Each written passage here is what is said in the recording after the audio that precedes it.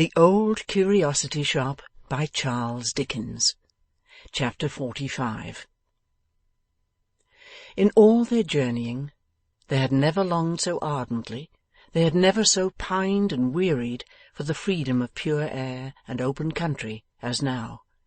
No, not even on that memorable morning when, deserting their old home, they abandoned themselves to the mercies of a strange world, and left all the dumb and senseless things they had known and loved behind.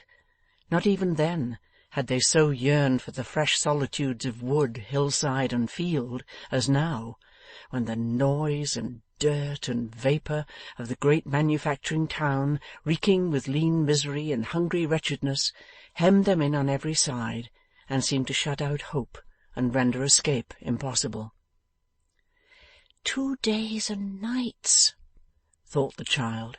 He said 2 days and nights we should have to spend among such scenes as these. Oh, if we live to reach the country once again, if we get clear of these dreadful places, though it is only to lie down and die, with what a grateful heart I shall thank God for so much mercy. With thoughts like these, and with some vague design of travelling to a great distance among streams and mountains, where only very poor and simple people lived, and where they might maintain themselves by very humble helping work in farms, free from such terrors as that from which they fled, the child with no resource but the poor man's gift, and no encouragement but that which flowed from her own heart, and its sense of the truth and right of what she did, nerved herself to this last journey, and boldly pursued her task. "We shall be very slow to-day, dear," she said, as they toiled painfully through the streets. "My feet are sore, and I have pains in all my limbs from the wet of yesterday. I saw that he looked at us and thought of that when he said how long we should be upon the road." "It was a dreary way he told us of," returned her grandfather piteously. "Is there no other road? Will you not let me go some other way than this?" "Places lie beyond these," said the child firmly, "where we may live in peace, and be tempted to do no harm. We will take the road that promises to have that end, and we would not turn out of it if it were 100 times worse than our fears led us to expect. We would not, dear, would we?" "No," replied the old man, wavering in his voice no less than in his manner. "No, let us go on. I am ready. I am quite ready, Nell."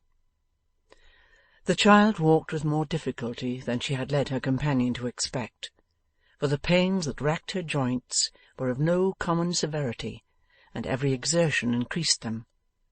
But they wrung from her no complaint or look of suffering, and though the two travellers proceeded very slowly, they did proceed. Clearing the town in course of time, they began to feel that they were fairly on their way. A long suburb of red brick houses, some with patches of garden ground, where coal dust and factory smoke darkened the shrinking leaves and coarse rank flowers, and where the struggling vegetation sickened and sank under the hot breath of kiln and furnace, making them by its presence seem yet more blighting and unwholesome than in the town itself. A long, flat, straggling suburb passed, they came, by slow degrees, upon a cheerless region, where not a blade of grass was seen to grow, where not a bud put forth its promise in the spring, where nothing green could live but on the surface of the stagnant pools, which here and there lay idly sweltering by the black roadside.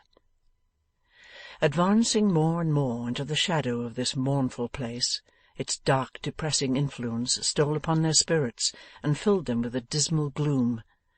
On every side, and far as the eye could see into the heavy distance, tall chimneys, crowding on each other and presenting that endless repetition of the same dull, ugly form which is the horror of oppressive dreams, poured out their plague of smoke, obscured the light, and made foul the melancholy air. On mounds of ashes by the wayside, sheltered only by a few rough boards or rotten penthouse roofs, strange engines spun and writhed like tortured creatures, clanking their iron chains, shrieking in their rapid whirl from time to time, as though in torment unendurable, and making the ground tremble with their agonies. Dismantled houses here and there appeared, tottering to the earth, propped up by fragments of others that had fallen down, unroofed, windowless, blackened, desolate, but yet inhabited. Men, women, children, wan in their looks and ragged in attire, tended the engines, fed their tributary fire, begged upon the road, or scowled half naked from the doorless houses. Then came more of the wrathful monsters, whose like they almost seemed to be in their wildness and their untamed air, screeching and turning round and round again, and still before, behind, and to the right and left was the same interminable perspective of brick towers, never ceasing in their black vomit, blasting all things living or inanimate, shutting out the face of day, and closing in on all these horrors with a dense dark cloud. But night-time in this dreadful spot, night, when the smoke was changed to fire, when every chimney spirited up its flame, and places that had been dark vaults all day now shone red-hot, with figures moving to and fro within their blazing jaws, and calling to one another with hoarse cries. Night, when the noise of every strange machine was aggravated by the darkness, when the people near them looked wilder and more savage, when bands of unemployed labourers paraded the roads, or clustered by torchlight round their leaders, who told them, in stern language, of their wrongs, and urged them on to frightful cries and threats, when maddened men armed with sword and firebrand, spurning the tears and prayers of women who would restrain them, rushed forth on errands of terror and destruction, to work no ruin half so surely as their own. Night, when carts came rumbling by, filled with rude coffins, for contagious disease and death had been busy with the living crops. When orphans cried, and distracted women shrieked and followed in their wake. Night, when some called for bread, and some for drink to drown their cares, and some with tears, and some with staggering feet, and some with bloodshot eyes, went brooding home. Night, which, unlike the night that heaven sends on earth, brought with it no peace, nor quiet, nor signs of blessed sleep. Who shall tell the terrors of the night to the young wandering child? And yet she lay down, with nothing between her and the sky, and, with no fear for herself, for she was past it now, put up a prayer for the poor old man.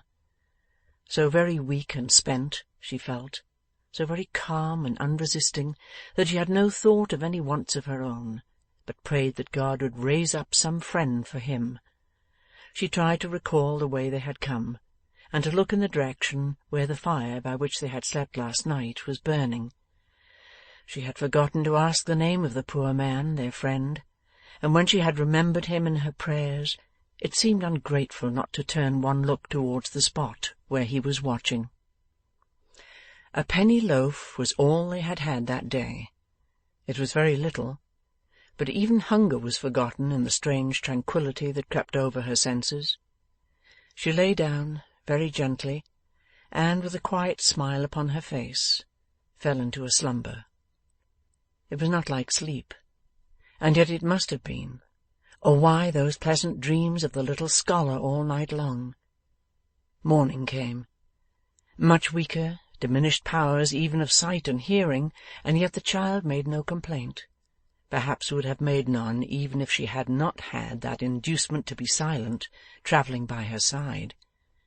She felt a hopelessness of their ever being extricated together from that forlorn place, a dull conviction that she was very ill, perhaps dying, but no fear or anxiety.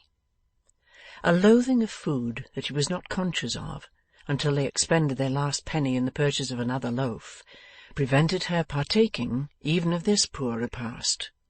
Her grandfather ate greedily, which she was glad to see. Their way lay through the same scenes as yesterday, with no variety or improvement. There was the same thick air, difficult to breathe, the same blighted ground, the same hopeless prospect, the same misery and distress. Objects appeared more dim, the noise less, the path more rugged and uneven. For some time she stumbled, and became roused, as it were, in the effort to prevent herself from falling. Poor child! The cause was in her tottering feet. Towards the afternoon her grandfather complained bitterly of hunger. She approached one of the wretched hovels by the wayside, and knocked with her hand upon the door. "What would you have here?" said a gaunt man, opening it. "Charity, a morsel of bread." "Do you see that?" returned the man hoarsely, pointing to a kind of bundle on the ground. "That's a dead child. I and 500 other men were thrown out of work 3 months ago. That is my 3rd dead child, and last. Do you think I have charity to bestow, or a morsel of bread to spare?" The child recoiled from the door, and it closed upon her. Impelled by strong necessity, she knocked at another, a neighbouring one, which, yielding to the slight pressure of her hand, flew open. It seemed that a couple of poor families lived in this hovel, for 2 women, each among children of her own, occupied different portions of the room. In the centre stood a grave gentleman in black, who appeared to have just entered, and who held by the arm a boy. "Here, woman," he said. "Here's your deaf and dumb son. You may thank me for restoring him to you. He was brought before me this morning, charged with theft, and with any other boy it would have gone hard, I assure you. But, as I had compassion on his infirmities, and thought he might have learnt no better, I have managed to bring him back to you.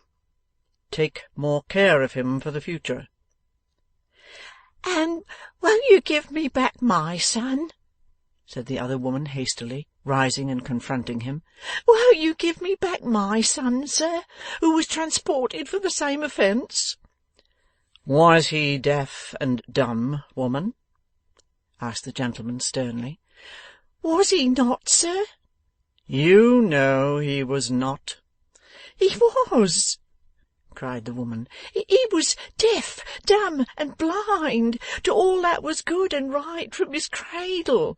Her boy may have learnt no better. Where did mine learn better? Where could he? Who was there to teach him better? Or where was it to be learnt?"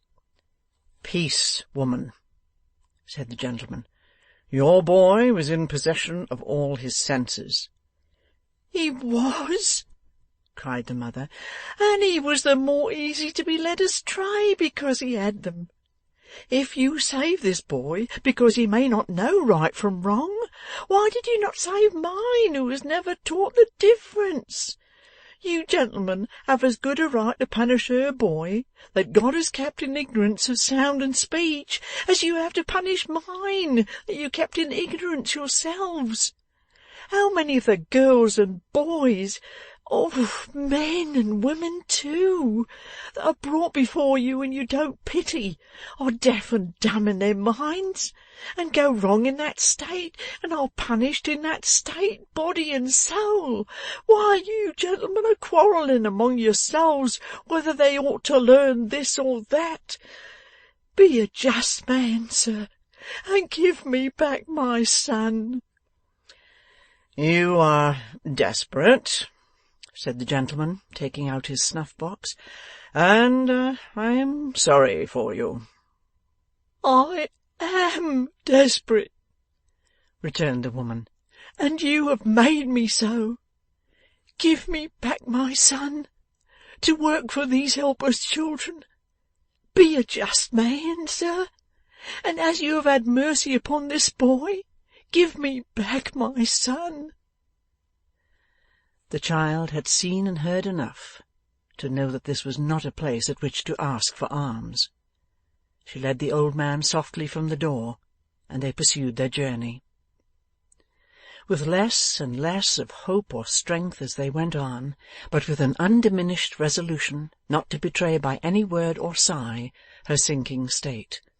So long as she had energy to move, the child, throughout the remainder of that hard day, compelled herself to proceed, not even stopping to rest as frequently as usual, to compensate in some measure for the tardy pace at which she was obliged to walk. Evening was drawing on, but had not closed in when, still travelling among the same dismal objects, they came to a busy town. Faint and spiritless as they were, its streets were insupportable.